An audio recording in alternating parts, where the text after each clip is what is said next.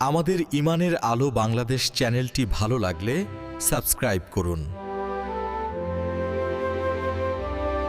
একটি মর্মান্তিক চিত্র আমার চোখে পড়েছে ফেসবুকের পাতায়।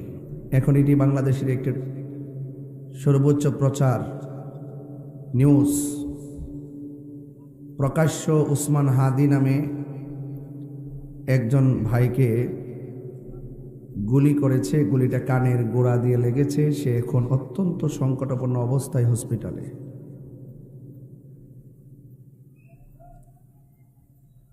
এভাবে যদি জনজীবন নিরাপত্তাহীনতায় ভুগে, আর এভাবে যদি প্রকাশ্য যে কোনো রাজনৈতিক শত্রুতা হোক কিংবা মতাদর্শের ভিন্নতা হোক,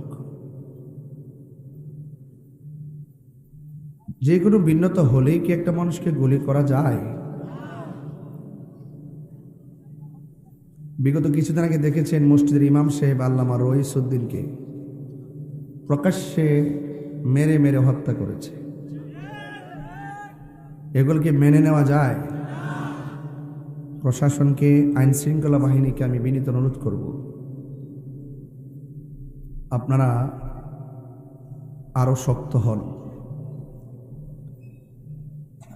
আমি অত্যন্ত তীব্র নিন্দা জানাই এবং আমি রাষ্ট্রযন্ত্রের কাছে উদাত্ত আহ্বান জানাবো, যারা এই ঘটনার সাথে জড়িত সুষ্ঠু তদন্ত সাপেক্ষে তাদেরকে দৃষ্টান্তমূলক আইনের আওতায় আনতে হবে এবং দৃষ্টান্তমূলক শাস্তি দিতে হবে।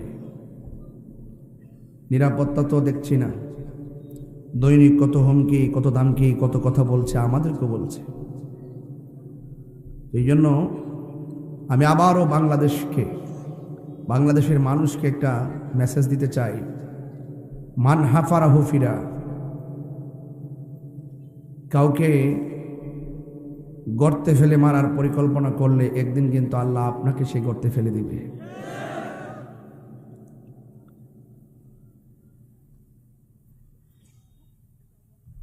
এই জন্য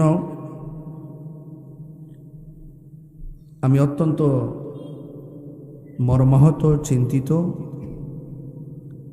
এইভাবে কোনো রাষ্ট্র চলতে পারে?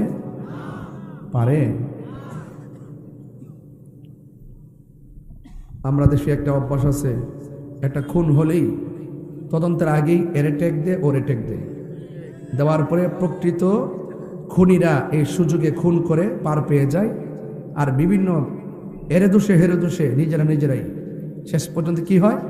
প্রকৃত অপরাধী গোপন হয়ে যায়। কথা বলেন ঠিক না বেঠিক? প্রশাসনকে বলছি, আবারও বলছি, আপনারা শক্ত হন। রাষ্ট্রযন্ত্রের মানুষ এখন অত্যন্ত চিন্তিত, শঙ্কিত। গতকাল তফসিল ঘোষণা হয়েছে, এরপরের দিন এমন একটি ঘটনা জনজীবনে যথেষ্ট কিন্তু অনিরাপদে ফেলে দিয়েছে। কথা বলেন ঠিক কিনা বলেন? আল্লাহ পাক আমাদের এই দেশটাকে, দেশের মানুষকে হেফাজত করুন। আমিন বলেন, আরো বড় করে বলেন আমিন।